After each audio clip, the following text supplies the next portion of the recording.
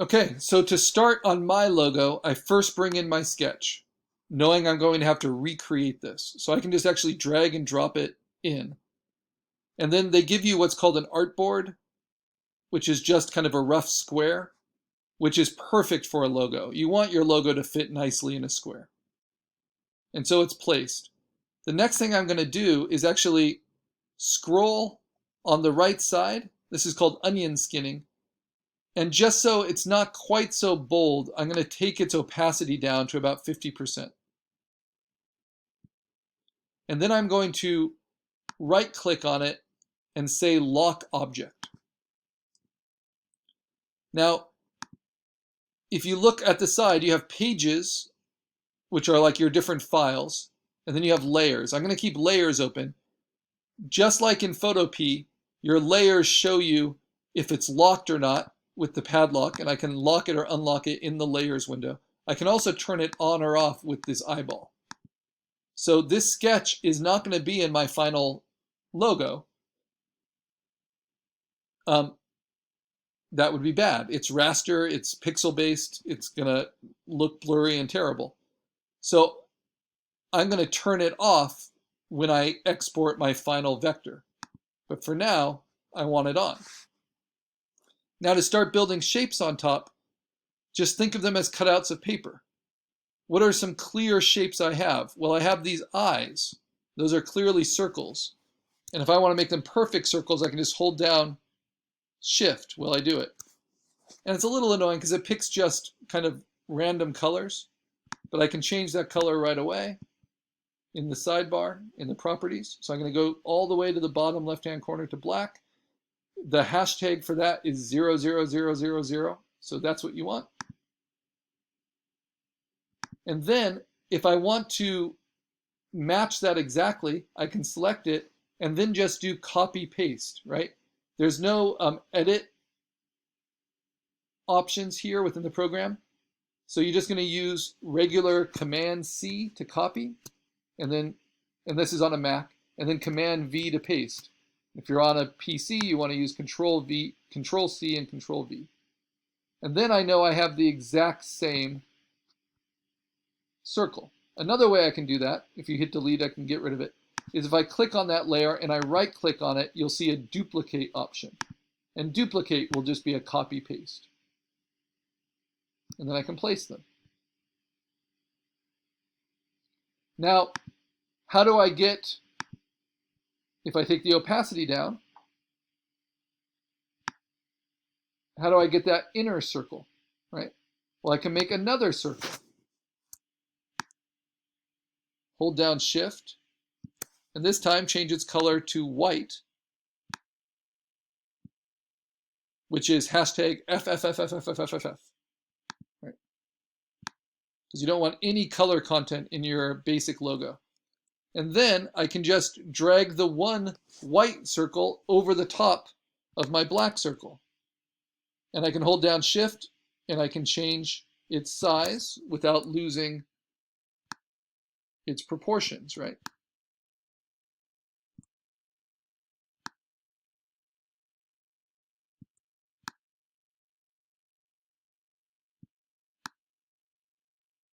And you can use your little arrow keys to shift it as well.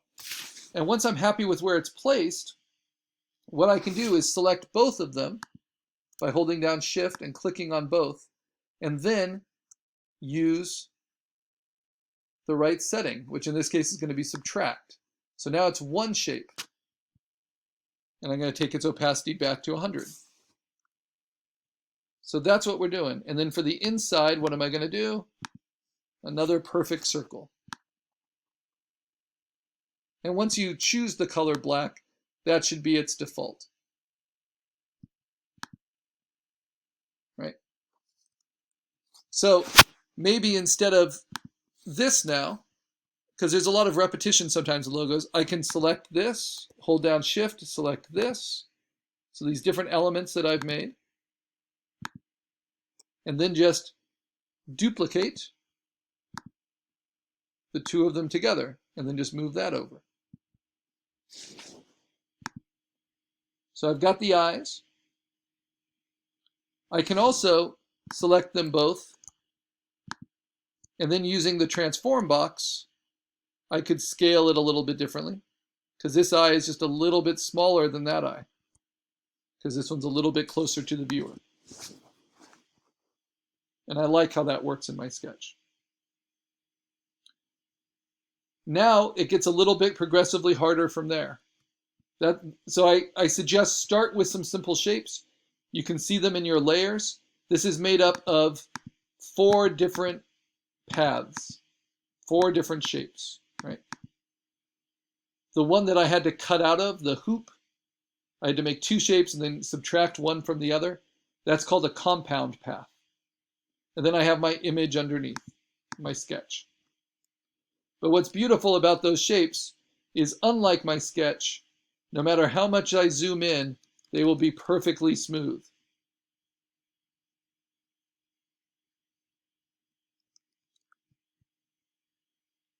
As smooth as possible. I'm really zoomed in, whereas my sketch gets more and more blurry and fragmented because it's based on pixels, not vectors. Okay, next, this looks like a pretty simple shape, right? So I'm going to use my ellipse tool, and I'm going to try to get that curve, right? But this is a little bit harder, because now I need to add anchor points and add sharp edges to this. So what I'm going to do, I'm going to take my opacity down so I can see my sketch, and then I'm going to click off of it and double click onto it, and then add anchor points. Add one there. Oh, I don't think I actually clicked. Oh, I did. Good. Add one there and add one here. Then I'm going to click them and drag them up. But you see that they're already curved. Now actually these anchor points are straight, but the curves come from these other anchor points. So how do I get rid of the curve? Well, I click on them. If you can see handles, then it's a curve. And I can hold down Command on my Mac, Control on a PC, and I can drag that handle back. Whoops, just on that one side. Same thing here. Drag it back to the point. And then on this one, I can drag this back. And I can make that a straight. And on this one, I can actually just double click it and turn them both to straights, right?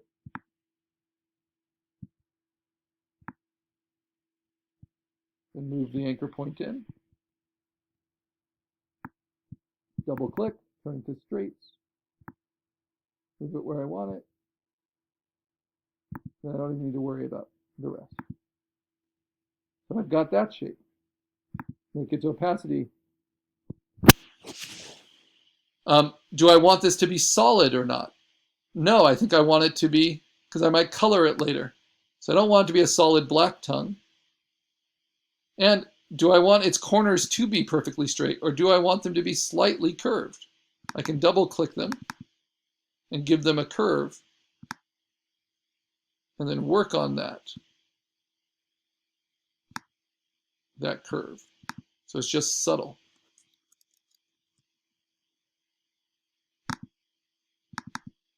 Like that.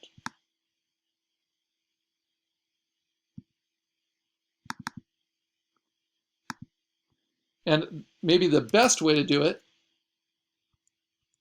is, before I changed it, you see when you zoom in on the point, even though that's a point that's with the curve, that's without the curve, it gives me an option to round that angle. So I might just round it. And if I hold down Shift while I do it, it will do it the same on both sides. On both of those. So you can get a really clean look. Okay, now that I have that shape, if I don't want it to be solid, what do I have to do? It's kind of problem solving. I want to duplicate it. I can right click and duplicate. Then I want to hold down Shift and shrink it and place it inside. Because remember, these are shapes. Then I want to hold down Shift, select both shapes, and then I want to subtract one from the other. And now I can put it back to 100%. Notice how it's a little bit skinnier on that side than that side?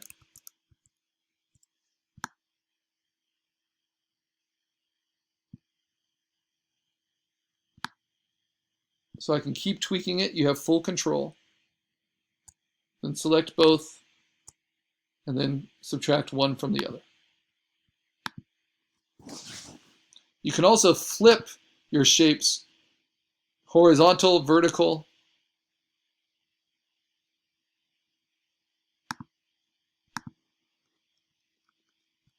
Because they give the illusion of being perfectly clean, but this is all very much under our control. So we want a little bit of a handmade quality to it. We just don't want to layer up these shapes and call it a day. All right. Now for that line, this is what's going to be hardest for a lot of you. You just want to draw a line. And what we don't want to do is this. Just use the pencil tool, draw a line, and then, because you see how it's a border, not a fill? Because there is no way to fill it with the background if you don't contain the shape. And that's what the pencil tool in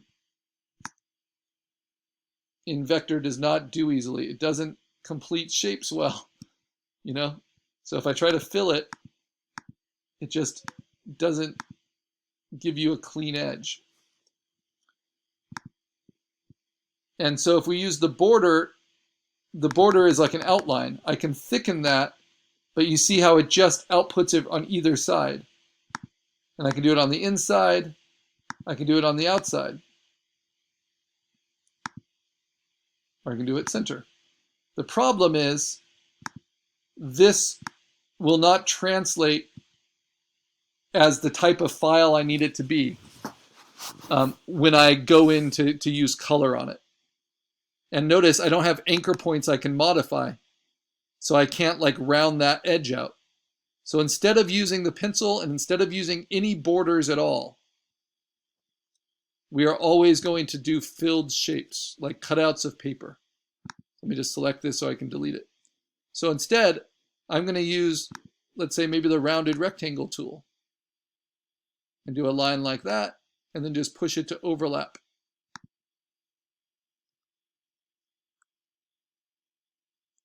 That matches my sketch, but maybe I want to improve on my sketch and put it more towards the middle.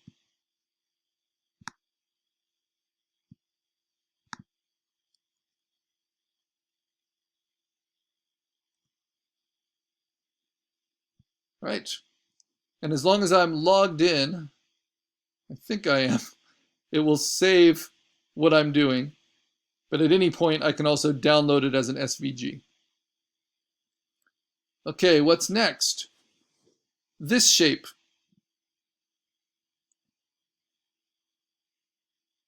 So, at this point, I'm thinking, you know what? I matched my sketch really well there, but this line feels too thin to me. So what can I do? Well, I can double click it, and I can actually select the anchors, and I can move those inside anchor points in. Because remember, we have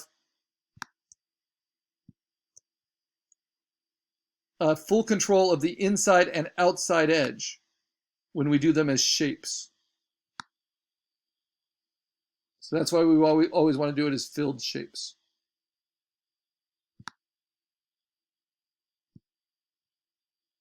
Because this whole mouth is going to get filled in black, I'm going to make it a little bit thinner at the top.